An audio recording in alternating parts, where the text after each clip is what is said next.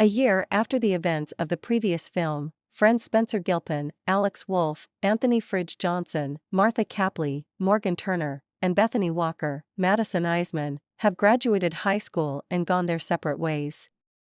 Bethany is traveling the world performing community service. Martha has become a popular girl in college, while Fridge has been working out extensively. To celebrate the holidays, they arrange a reunion at Nora's Diner in Brantford, New Hampshire.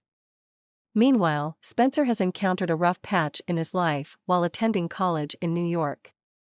Unhappy with his lowly supermarket job, he has also put his long-distance relationship with Martha on hold.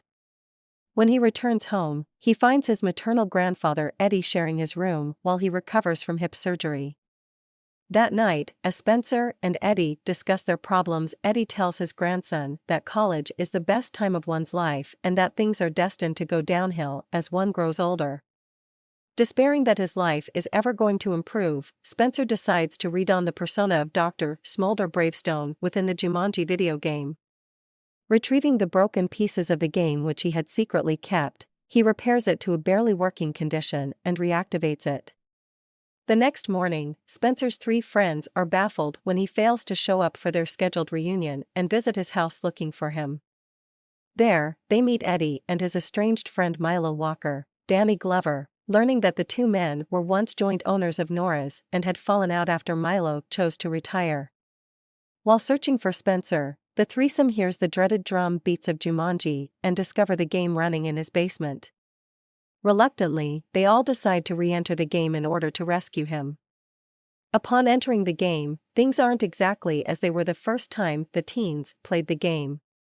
Although Martha is once again playing as Ruby Roundhouse, Karen Gillan, Fridge is now playing as Bethany's former avatar, Professor Shelley Oberon, Jack Black.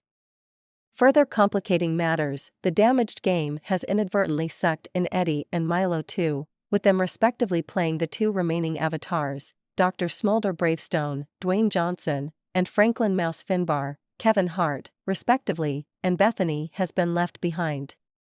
After Fridge loses his first life thanks to being eaten by an anaconda, NPC guide Nigel Billingsley, Rhys Darby, arrives in a plane and gives the players their new mission. Evil conqueror Jurgen the Brutal, Rory McCann, the murderer of Bravestone's parents, has stolen a gem known as the Falcon Jewel, which guarantees good harvests. The four adventurers must reacquire the jewel and show it to the sun, calling out Jumanji's name to win. After Nigel drops the players in a desert, they are attacked by a herd of ostriches, barely making an escape in an abandoned dune buggy. It quickly becomes apparent that Eddie's stubborn impulsiveness and Milo's penchant for making long-winded explanations is endangering the group, as proven when Milo takes too long to exposit about the ostrich's biology, resulting in Eddie losing his first life when he confronts one of them. Upon arrival at a place called the Oasis, the team runs into Spencer, who is now a female cat burglar named Ming Fleetfoot, Aquafina. Eddie inadvertently costs Spencer his first life by capturing him and giving him to Jurgen the Brutal, who executes Spencer by beheading him, though Spencer thankfully respawns nearby. Following the clues given to them, Fridge and Martha obtain a desert fruit called the Jumanji berry while discovering a pool of green glowing water, which allows them to exchange avatars. As Spencer and Milo search for camels for the group to ride, Eddie gets into a brawl with about 45 strangers. The battle draws the attention of Switchblade, a mercenary who is Bravestone's sole weakness. Using a rocket launcher, Switchblade kills all the players with a single shot, costing each one of them a life. Riding the camels to their next destination, the team is slowed down when Eddie and Milo argue about the latter's choice to retire from the restaurant business, a decision which angered the workaholic Eddie. The fight ends when Eddie crushes Milo beneath a rock, costing Milo his second life. Eventually, the group arrives at the next level, a series of moving rope bridges spanning a canyon. It is not long before they encounter a horde of angry mandrills, which hound the players and attempt to hurl them off the bridges. Although Fridge is able to guide the team across using his avatar's geometry skill, they are ultimately surrounded on the other side by the vicious primates. And Martha loses her second life when she's tossed into the canyon by the mandrills at one point. At the last moment, they are rescued by Alex freak, Colin Hanks, whom Bethany has recruited. He's playing once again as Jefferson Seaplane McDonough, Nick Jonas, while Bethany is now playing as a black horse named Cyclone. The two of them have brought along winter gear for the others to wear. Eddie and Milo reconcile, with the latter explaining that he is terminally ill and wishes to make amends with Eddie before he dies.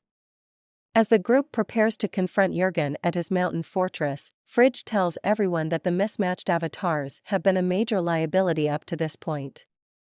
Spencer's neuroticism isn't really well suited to a thief like Ming. Milo's long-windedness means he takes too long to explaining the threats any wild animal can pose to them, and Eddie is too hot-headed and impulsive to be Bravestone. Shortly after this, Fridge accidentally stumbles upon a river flowing with the mysterious glowing water he and Martha saw at the oasis.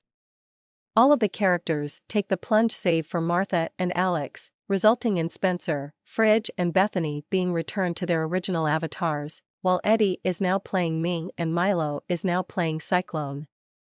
Unfortunately, the two old men are captured by Jurgen's men shortly afterwards, leaving the original team of 5 to rescue them. Infiltrating the mountain fortress, Alex loses 2 of his lives to the booby traps trying to rescue Milo, while Fridge and Bethany pose as a pair of famous brothers Jurgen is expecting. Meanwhile, Spencer and Martha rekindle their relationship while finding and freeing Eddie. Inside the fortress, Martha battles Jurgen's goons to music while Spencer pursues the fleeing Jurgen. Confronting the Conqueror aboard his Zeppelin, Spencer deduces that the Jumanji berry is Jurgen's weakness, using it to subdue and defeat the villain. Below, Cyclone is revealed to be a flying horse, which leads to Milo carrying Eddie to meet Spencer in midair. Spencer tosses the Falcon Jewel to his grandfather, who points the gem at the sun as instructed by Nigel. Their mission accomplished, the whole team cries out Jumanji, ending the game. Nigel arrives to send the players home, but Milo expresses his wish to stay in the game. Eddie bids him farewell, understanding his motivations and thanking him for their friendship. Spencer in turn thanks his friends for coming for him, whereupon Fridge tells him not to do it again.